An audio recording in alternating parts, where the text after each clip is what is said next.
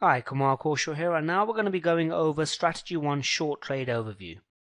So with the short setup, we're going to be looking for an ABC formation, which is a down move. Our entry is going to be entering on the CD leg when it has moved down 25% of the AB leg. Our short stop loss is going to be above the high of point C in the ABCD formation. And with our management, we're going to be moving our stop to break even, which is the entry price, when the profit in the trade equals the risk that you've put on in the trade. And that's going to happen when the CD leg has moved 50% of the AB leg. We're then going to take off the whole position at point D of the AB equals CD formation. Now, because this is a short trade, what we mean by taking the whole position off is that we're going to be buying back that short position.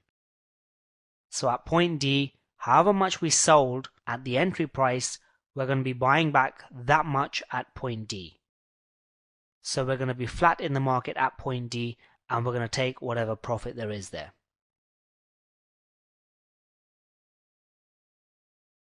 So that's the short trade overview. Now let's take a look at the Strategy 1 trading rules. I'll cover that now in the next video. This is Kumar for Trade to Success University. Please go over to the next page now to continue the training.